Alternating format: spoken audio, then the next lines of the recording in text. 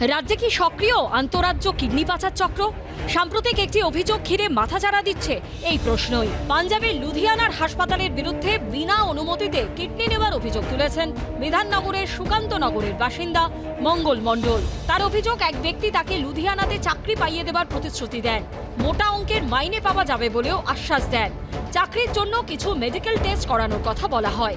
অভিযোগকারীর দাবি, আগে কলকাতায় বেশ কিছু টেস্ট করানো হয়, এরপর লুধিয়ানাতে গিয়ে ফের কিছু টেস্ট করানোর কথা বলা হয়। সেখানকার একটি হাসপাতালের টেস্ট করার নামে তাকে অচৈতন্য করা হয়। অভিযোগ, এরপরই অস্ত্রোপচার করে একটি কিডনি বের করে নেওয়া হয়। সম্প্রতি বিধাননগর দক্ষিণ থানায় অভিযোগ জানান ওই ব্যক্তি। কিছুদিন আগেই বিধাননগরের সুকান্তনগরের মঙ্গল মণ্ডল বলে একজন ব্যক্তি, তিনি অভিযোগ করেন যে তাকে চাকরির প্রতিশ্রুতি দেওয়া হয় এবং সেই চাকরি পাঞ্জাবে হবে, লুধিয়ানায় হবে, মোটা অঙ্কের মাইনে দেওয়া হবে। চাকরির জন্য মেডিকেল টেস্ট রয়েছে বলে কলকাতায় কিছু টেস্ট করানো হয়, এরপর তাকে লুধিয়ানা নিয়ে যাওয়ার পর সেখানে ফের মেডিকেল টেস্ট করানো হবে, এমনটাই তাকে জানানো হয়। সেই মেডিকেল টেস্টের সময় ওই ব্যক্তি অর্থাৎ মঙ্গল মণ্ডলকে অচৈতন্য করা হয় এবং তারপর তার শরীর থেকে অপারেশন করে একটা কিডনি বার করে নেওয়ার মতো চাঞ্চল্যকর অভিযোগ ওই ব্যক্তি করেছেন। আমি নিজে পেশেন্টের কাছে গেছি, ওটা সত্যি সত্যি পাচার কিনা সন্দেহজনক, পুলিশও তদন্ত করছে। এই যে ছেলেটি ওখানে গিয়েছিল, ওর কথা হচ্ছে প্রলোভন দেখিয়ে, কিন্তু উনি আবার বলে ফেলেন আমার 3 লাখ টাকা দেওয়ার কথা ছিল, তো হঠাৎ 1,60,000 পেয়েছি। স্বাস্থ্য দপ্তরের তদন্ত আমি নিজে করে এসেছি। বিধাননগর পুলিশের তরফে জানানো হয়েছে, অভিযোগের ভিত্তিতে তদন্ত শুরু হয়েছে, গ্রেপ্তার করা হয়েছে একজনকে। অভিযোগকারী কিডনির বিনিময়ে টাকা নিয়েছিলেন কিনা তা দেখা হচ্ছে। ময়ূখ ঠাকুর চক্রবর্তীর রিপোর্ট, এবিপি আনন্দ। মুখে দিলে মিষ্টি, কিন্তু কিনতে গেলে মধ্যবিত্তের মুখ তেতো হয়ে যাচ্ছে। হু হু করে দাম বাড়ছে চিনির।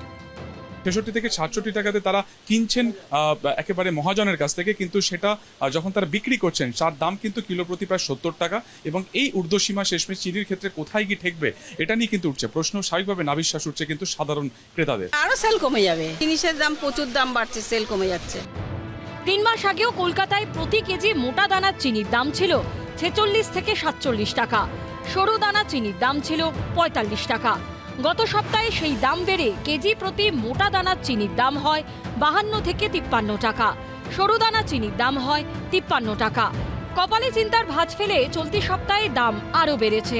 বিভিন্ন বাজারে মোটা দানার চিনি বিক্রি হচ্ছে কেজি প্রতি ৬৪ থেকে ৬৫ টাকায়, আর সরু দানা চিনি বিক্রি হচ্ছে ৬৬ টাকা। শুক্রবার মানিকতলা বাজারে চিনি বিক্রি হচ্ছে কেজি প্রতি ৬৫ টাকায়। এখন এই দামটা হয়েছে প্রায় এখন ৬৫ টাকা। এখন চিনি আনি না, দাম বেড়ে গেছে বলে আনছি না, ক্ষতি হচ্ছে, এখন কম কিনছি। সাধারণ মানুষের ক্ষতি, পুজোর মরশুমে 10 টাকা 15 টাকা আরও বাড়বে। লেক মার্কেটে তো আরও আগুন দাম, সেখানে প্রতি কেজি চিনি বিক্রি হচ্ছে ৭০ টাকায়। ৭০ টাকা মানে এটা কোয়ালিটি হিসাবে যেরকম কিনছে সেরকম বিক্রি হতো, বেশি দামে কেনা এসছে সে দামে বিক্রি হতেছে, খুব এফেক্ট হবে। ये जो E20 जो पेट्रोल बना रहा है ना, इसी के कारण ये तो बढ़ रहा है। जो गन्ना सब जो है ये तो जा रहा है वहाँ। চিনির দাম বৃদ্ধি দুশ্চিন্তায় ফেলেছে বাঙালির অতি প্রিয় চায়ের দোকানেও। হিসেব ঠিক রাখতে চায়ের দামও বাড়তে শুরু করেছে। সেটা সত্যিই খুব আশ্চর্য যে চিনির দাম এত বেড়ে গিয়েছে হট করে। চিনির জন্য চায়ের দামও বাড়ছে, 12 ছিল 12 থেকে এখন 14 হয়েছে। এরকম চলতে থাকলে তো আমাদের বাড়তেই হবে, ব্যবসা ক্ষতি তো হচ্ছেই, বাজার খারাপ হয়ে যাচ্ছে না, অনেক কমে গেছে, অনেক কমে গেছে। ব্যবসায়ীদের একাংশের বক্তব্য, ঘটনার জন্য দায়ী কেন্দ্রীয় সরকারের E20 পেট্রোল নীতি।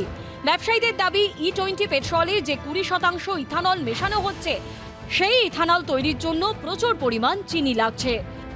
এর কারণ যদি কেউ বলে থাকে ইথানল, কিন্তু ইথানলের থেকেও বেশি হচ্ছে এটা কালোবাজারি।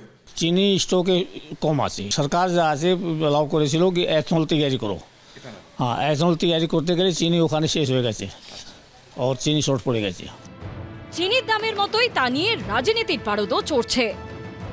পেট্রোলে ইথানল মেশানোটাকে এমনভাবে প্রশ্রয় দেওয়া হচ্ছে, সেই ইথানল তৈরি করতে গিয়ে যা যা উপাদান সেই সব সামলাতে গিয়ে এপাশে চিনির দামটা গেছে বেড়ে। আলাদা করে ইথানলের প্ল্যান্ট তৈরি হচ্ছে বিহার ইউপিতে, তার জন্য চাষ হচ্ছে আলাদা। আমার মনে হয় না এখান থেকে ক্রাইসিস হবে, এত বাড়ার কোনো কারণ নেই।